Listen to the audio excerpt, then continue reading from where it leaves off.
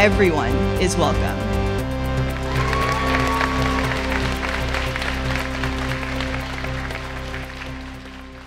Good morning, everybody. How are y'all feeling? Good? Okay, yeah, me too.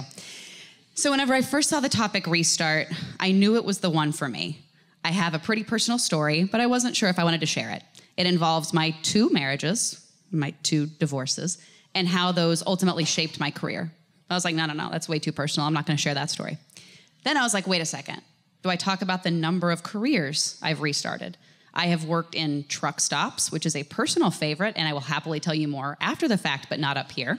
Of course, my time as a barista, naturally working in the food industry, retail, all those different things that you do while in college, and then moving more into the career that I wanted to have, was a statistician, Peace Corps volunteer, which you'll learn more about, and then where I am today. Then I thought, no. Do I take it super meta and think about how many times I restarted this presentation alone? Yeah. But no, I decided to actually go back to the first idea, the one that's the hardest one to share, which is incredibly and deeply personal. So that's the one you're going to hear today. It is a story about how the 2 marriages shaped my identity, and then I will leave you with something actionable at the end, which was how my mindset actually equipped me to create the career that I have today. Does anybody know what this is from before I tell you? Yeah, go for it. What is it? No, but very good guess. It is Tom Hanks. So, what? It is Volunteers. That's correct, exactly. So I don't know where it began, but there are 2 universal truths about me. I always wanted to be a Peace Corps volunteer, always, and I don't know where it came from. And I always wanted to be an attorney. That one I can actually pinpoint where that came from. It turns out, Volunteers, I love this movie, Rita Wilson, Tom Hanks, John Candy. I don't think I actually saw it, though, until I was like 24 or 25 or something like that. However, I did learn as I was leaving for the Peace Corps, like shipping out, like leaving and kissing my mom goodbye. She tells me her water broke in that movie. Coincidence? Maybe. The next one, I wanted to be an attorney. Did Legally Blonde influence me? No. However, you might be noticing I'm using a lot of film stills. There might be a reason for that. It might be the underlying current of my life is how much movies have played into it. I really wanted to be an attorney. I don't think I knew what an attorney was, though, even though my mom always worked for them in some capacity and my dad was an attorney. I had this idea, though. I was probably about 10 or so years old at my grandparents' house, and they had friends over. And I decided to fabricate the case of the missing pearl necklace, where I had to, of course, find the missing pearl necklace. I had to create an entire case around it and figure out what had happened to said pearl necklace. That's really not an attorney. I learned much later on that is something much more like a detective. However, I took all of the steps necessary to make that my reality. I studied political science, bachelor's and a master's degree, became a statistician for the state of Oklahoma for years, and I was super involved in an organization in college called OIL. I went to school in Oklahoma, though I was born here in Austin. So OIL, oil, appropriate, again for Oklahoma, was really a mock legislature. There was a House, there was a Senate, there was a moot court, there was everything. And I was so involved with my university. I was the president, I was the delegation chair. We would write legislation, I would teach them to do that, all those things, until we actually had a 3-day legislature in the actual chambers in the state of Oklahoma. So as you can see, I'm taking a lot of steps to someday become an attorney, to someday become a public defender. One of these things happened, one of these things did not. Peace Corps happened. And it happened largely because of my first marriage with Greg. So we dated in college. We lived together, so like we did have a functioning relationship, and we did get married. We got married, though, to serve together. Is anybody familiar with the Peace Corps process? Yeah, are you a returned volunteer? Okay, nice. So with the Peace Corps, it is a 27-month commitment. There's 3 months of in-country training and then 2 years of service. To be able to serve with a partner, you have to be legally married. So that's what we did, because this was a shared dream that we had. We desperately wanted to do this one thing. It was the glue that really binded our relationship together, so to speak. We were in separate training programs. I was in protected areas management. He was in municipal development. So the first 3 months, as a married couple, you have the 3 months of training and then the 2 years of service. So in that training period, we were together for 3 weeks, apart for 7, together again for 1, and then you would go off to your 2 years together in your service. So something pretty terrible and tragic happened. My grandpa died, and we were close. Like, we would email each other once a week, close. And the fact that I couldn't be there when he passed was crushing, right? However, I didn't want to share about that with Greg. He wasn't a source of comfort for me. I was for him. And realizing that what the relationship largely was chasing his desires and his pursuits and his happiness. I don't mean that with the Peace Corps. That was the shared vision and the shared goal. However, when we were in Oklahoma, before we'd even left, he was searching for ways to be happier. And he knew that if we left our jobs prematurely, if we sold all of our worldly possessions, with the exception of like a mattress I left in my mom's garage, that he would be happy if we moved into my dad's basement in Clarkston, Washington. That, of course, did not produce happiness, as you can imagine, living in a father's basement in Washington. So that was the first red flag, is I should have noticed that I wasn't being mindful about my wants, my goals, my desires. I was bending over backwards to make sure that he was satisfied and that he was happy. So when we were apart for those 7 weeks and my grandpa passed, I actually started thriving. I figured out that I was enough of a support system for myself and actually didn't have to rely on him to provide that because it wasn't really something he was capable of doing. So we did, though, in our 2 months in service. I'll explain more on that in a second. The one main thing that we actually produced is we worked as a community building endeavor. We went around to the elementary schools. We had students submit their designs for the Festival de la Piña, which, where we were living in Lucerna, that was their biggest thing. It was this annual event. They produced pineapples, so they had a pineapple festival. So we had all the students submit their drawings, and we went and put this big old mural on the side of a wall. Fun fact, so you see how it's like super blue on the side of the wall? Can you see that? Can you make it out? So in Honduras, any house that happened to be facing a highway was really a billboard. So it was for Tigo Mobile, which was like this thing that you'd plug into your computer so you could have internet. So we painted over it, and we put this mural up. Now, when I mentioned 2 months in service, it's because ultimately Greg wasn't satisfied, and we needed to leave the Peace Corps, which has been one of the hardest things for me to ever process in my life because I felt like a failure. This thing that I desperately wanted, had wanted all my entire life, I'm giving up on this dream to again follow and chase his happiness. And admitting that I early terminated is something that I don't often talk about at all. I tend to skip over that story a lot when I tell it. I talk about being in the Peace Corps. I talk about how Honduras was super dangerous, still is today, and that they pulled everybody and sent them all home. They did. We just left a couple months before that. Yeah. The good. I don't know if I ever would have gone into the Peace Corps had it not been for that relationship. I don't know if I had the confidence yet in myself to actually go and pursue this goal that I so desperately desired and wanted. The bad is that I didn't think that I had that in me, that I thought that I needed him there in a support structure instead of just being enough for myself. The ugly was the sense of shame and how hard it is to talk about having early terminated. I gave up on a goal, and I felt like a failure, and I felt like that label would follow me for life. Anybody know who this man is? Anybody know? It's Bruce Campbell. Yes, thank you. So I didn't even realize it as I was putting this presentation together, just how much film meant to me, just subconsciously. Film was everything, and it was the underlying current of my life, specifically horror films. Do I have any horror fans in the audience? Oh, heck yeah, way to go. Okay. For me, what I love about horror is it's all of the emotions in one, everything. Like any laugh is earned because you need it, because it's been so tense and your stomach is cramping so strongly the entire time. But I never thought, despite living in a small town in Oklahoma, not having much access to culture, it's a town of about 25,000 and lived on a ranch. So what I did, I had a VCR, so obviously that was well used. And we had a Hastings, we didn't have a Blockbuster or anything like that. And I poured through the horror section. Like, I've seen everything. 7 to 14, all I did was watch horror films, 100%. And I would watch the behind-the-scenes commentary, and I'd watch every kind of extra that there was on the DVD, everything. But I never saw, hey, wait a second, like those names in the credits, that's what people do for a living, professionally. But I never saw, hey, I could do that someday. It just didn't really dawn on me or register as something that could be part of my future. Despite taking film appreciation classes in college and being in film societies and everything that you can do, I just never saw that for me until this. So my second marriage and subsequent divorce, because we ran the full gamut on that one as well. His name is Clay. He's an Austin area filmmaker, director, DP, all those types of things. So as we dated, got to know each other, and I was, again, studying for the LSAT. That was my dream. I wanted to be an attorney more than anything. Again, I now have a more realistic sense of what an attorney is, of course, but it was still my goal and my dream.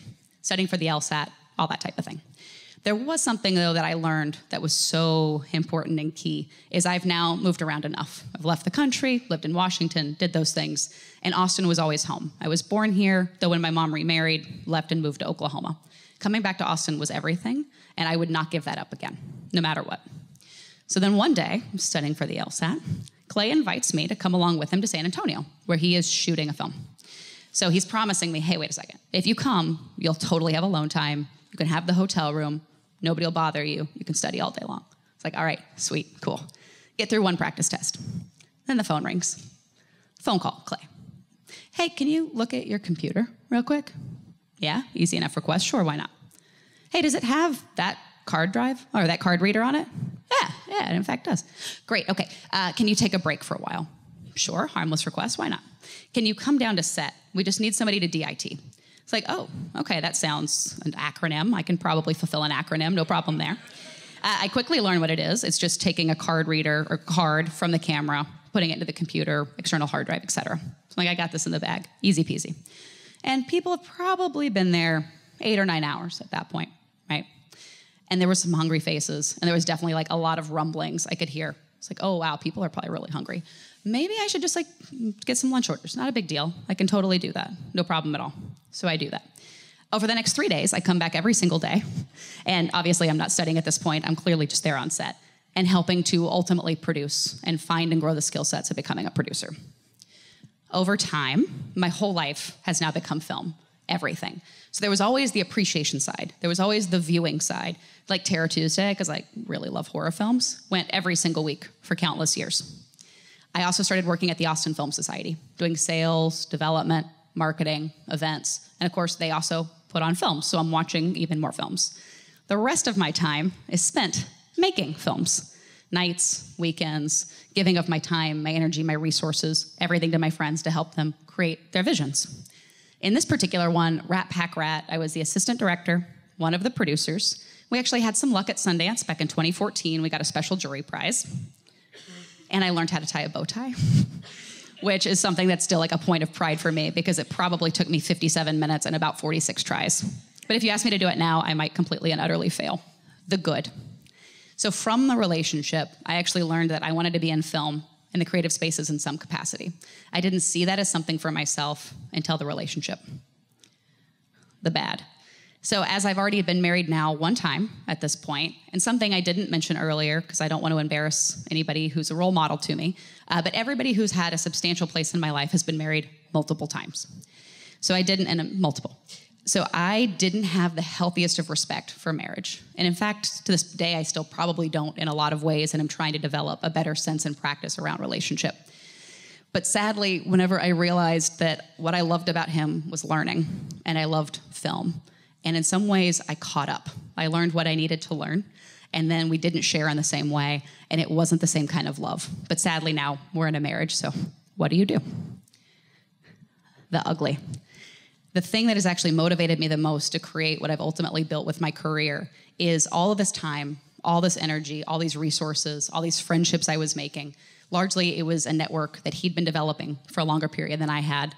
And even though, again, I'm working on these films, I've learned what I needed to learn, et cetera, it was largely his network and not my own. So when the relationship dissipated, so too did that network.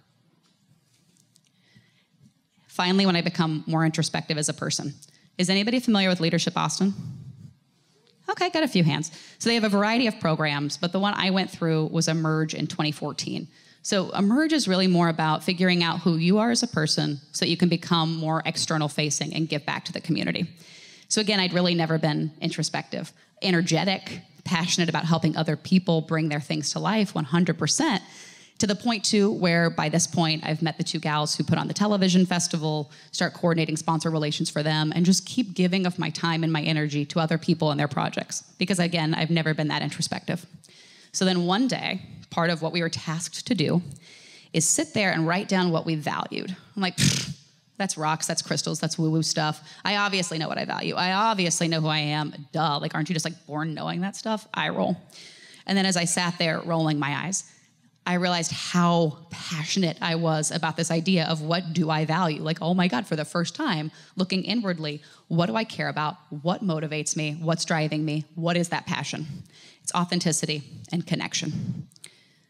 Finally, from that, I was inspired to go and create the company that I built today, which is Creatives Meet Business. So I don't really want to go into a big infomercial around it or a big spiel. I'll do a very quick how, but it's the why that ultimately matters. It's the why I created it. So how is how to connect artists and creatives. So I was working in film, saw a lot of things in the industry. I want to help people create a network that isn't just their own discipline, but it's more than that. It's wider than that.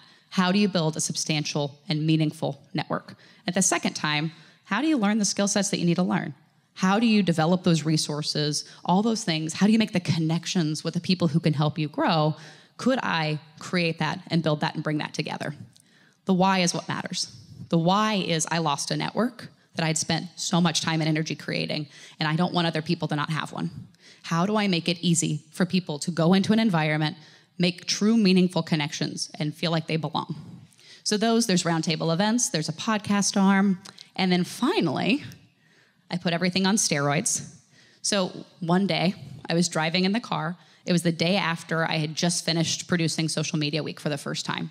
And as I was driving, I was going to a meeting, friend's co-working space, and it hits me like, why do I keep constantly investing my energy in other people's passions? Why not my own? My company is my highest passion. Why am I not putting that same time and energy behind that? Why am I not expanding the resources I can provide to this community?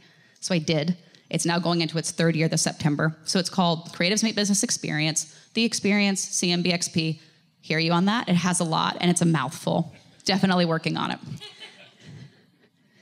I also really love happy hours. I like to think outside the box and figure out different ways, infrastructures, environments, how to help people connect. If I can put a baby kangaroo in somebody's hands, by the way, the kangaroo is not facing you for a reason. It has like these Medusa eyes that are penetrating to your soul. So I found one where you couldn't see into its eyes.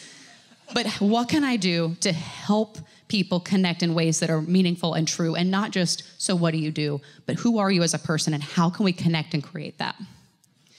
We created a community. This was actually a droney from after the very first one, and I just love this picture because everybody feels happy to be there. So part of what I'm doing in Austin is it's intimate. It's only for 350 people. It's amazing that I had people coming from outside Austin coming in. Truly, truly great. However, I want people here in Austin to be able to go out on a Sunday brunch with people. I want you to have sketch groups. I want you to have, hey, my film is premiering. I need people to come and check it out.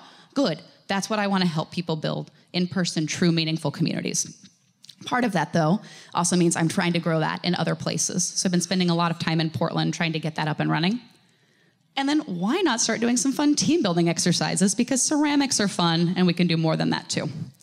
But I want to leave you with something, the learnings. So is anybody familiar with Carol Dweck? She's a psychologist. She wrote the book Mindset. Oh, phenomenal. Quite a few of you. Okay, maybe I don't even need to say this piece. Kidding, I'll tell you. So in it, she's largely informing really about children's minds, but we're all kids at heart, so of course the information can transfer. So there's the difference between the fixed mindset and the growth mindset. For a long time, I was operating out of a fixed mindset, especially that label I was carrying for myself around feeling like a failure for leaving the Peace Corps. This thing that had been a goal for so long, I let it go, and I chased a person and helped him continue to realize his dreams instead of my own. So a fixed mindset is really around this idea that you're smart. You're told you're smart, you're smart. So you're not going to really apply yourself and think outside the box or try new things, because heaven forbid you fail and you lose that label of smart. You don't want to be perceived as dumb, heaven forbid. The growth mindset, though, is really around how do I engage in the process? How do I be activated about the learning? How do I be excited about the opportunities and the things I'm learning along the way? Much like through all these failed relationships I had, all these different careers, all these different ventures, what did I learn about myself? What did I learn about these people? What did I learn about what I wanted to build? Thank you, and I hope this has been helpful. And if anybody has any questions about how they can maybe reorient their mindset to think in a different way, hopefully it's not a restart for you. Hopefully it's just a pivot. Thank you.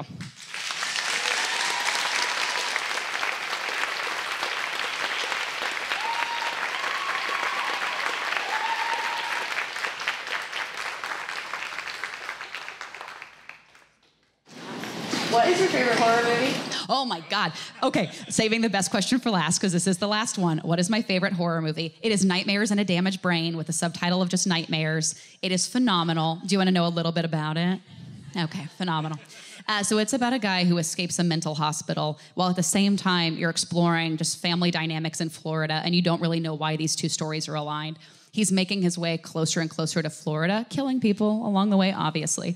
But the way that he's doing it, like, it is just so real. Like, it's a person who's also crippling with this mental disease and different things happening with him along the way. As you see, probably the worst example of parenting ever out of The Woman in Florida. It's just fascinating as a case study, and it's truly frightening. Like, I have to actually check, are there people inside of my back seat? Did I check behind the shower curtain? Like, it is that frightening to me, but more because, like, humanity could be frightening.